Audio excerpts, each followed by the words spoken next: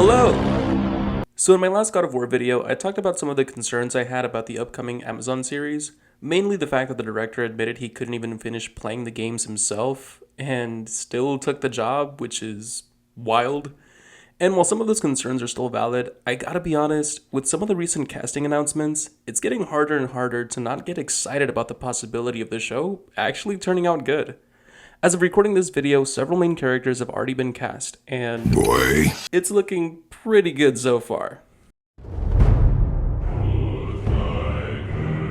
Starting off strong, we have Ryan Hurst playing the Ghost of Sparta himself. Now listen, in a perfect world, if the show had started production just a few years earlier, or if Gerard Butler was a bit younger, there's absolutely no one else I would have wanted for this role. I mean, come on, who better to play a hardened Spartan general than the guy who played the coolest Spartan general ever put to screen? I mean, come on, look at this!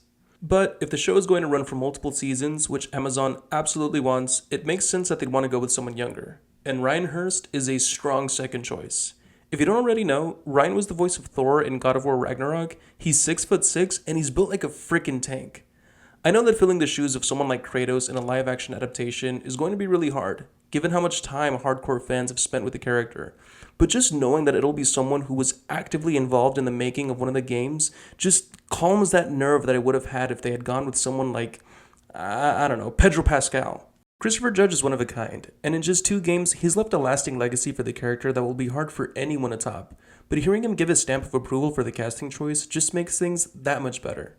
Plus, we've all heard Ryan's voice for Thor, and if anyone's going to be able to give us that low, rumbling energy, it's going to be him. Speaking of Thor, for years, after playing the games, I thought to myself that if a live-action God of War ever got made, there's only one guy I'd want for the role of Thor. Well, 2 guys. My first choice being Half-Thor Bjornsson, cause who better to play a Norse Viking named Thor than a Norse Viking named... Okay, I'll stop. He already naturally looks like the character, and he has experience playing a strong menacing character as the Mountain in Game of Thrones. Come on, it's too easy. The other contender I had in mind was Olivia Richards, also known as the Dutch Giant, and for good reason. The man is 7'2", already does a fire cosplay of Kratos, and I just know that as Thor, he'd be able to tower over Ryan Hurst's Kratos and recreate that tension between them from the game intro, the kind that makes you hold your breath in anticipation like someone's about to die. Now look, I'm obviously a huge fan of both of these guys, and I think either of them would have been great for the role.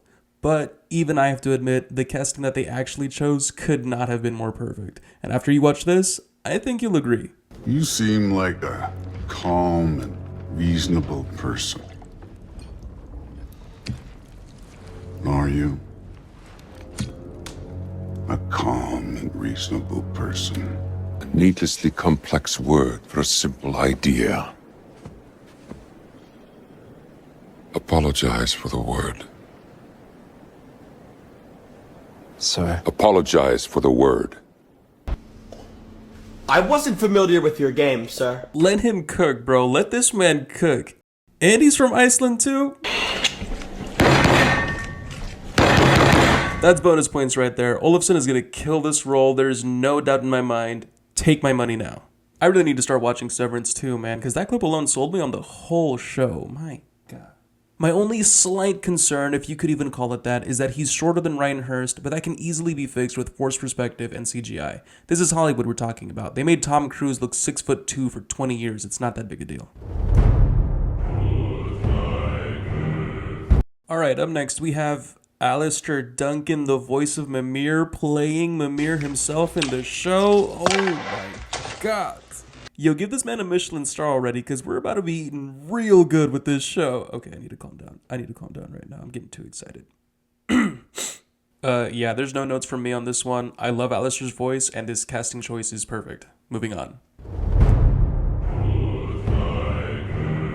As for the Atreus, we have Callum Vinson. He's most well known for his character Thomas in the show Long Bright River, and while I haven't given Atreus' casting much thought, honestly, I can see it. From what I've seen, he's an incredible actor for his age, and as long as he's able to handle the more emotional parts of the story, I think he'll do great. Danny Woodburn and Jeff Golka will be playing Brok and Sindri, and can I just say, I'm so glad they decided to cast actual actors with dwarfism instead of doing whatever the hell Snow White did in that one movie no one bothered to watch.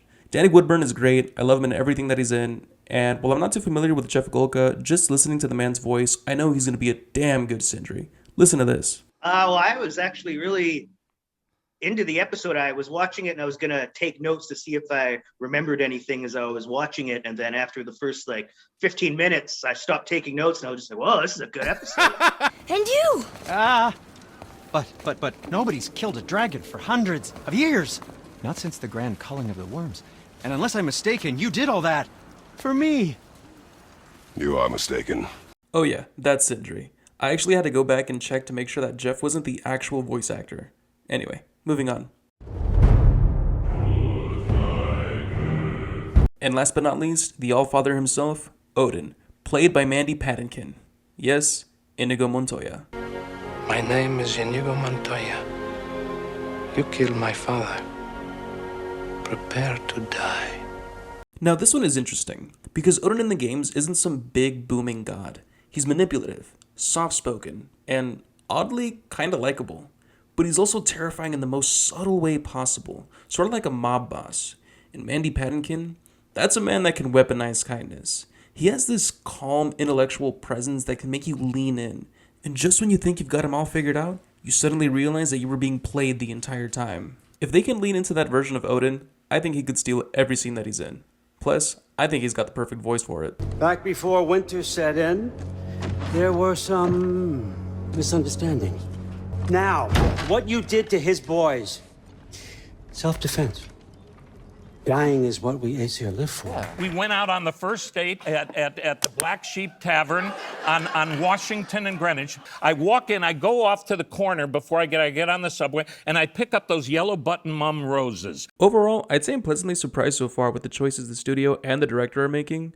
We don't know anything yet about the script, the tone, or the direction they'll be going in. Is this going to be a one-to-one copy of the game, or are they going to take some creative liberties? We all know how well that usually goes. Either way, there's still a lot of potential for things to go wrong here, but if these announcements are anything to go by, it looks like the showrunners are actually trying to do right by the fans. Do I still wish they would adapt the Greek mythology games first? Absolutely. That trilogy has insane cinematic potential.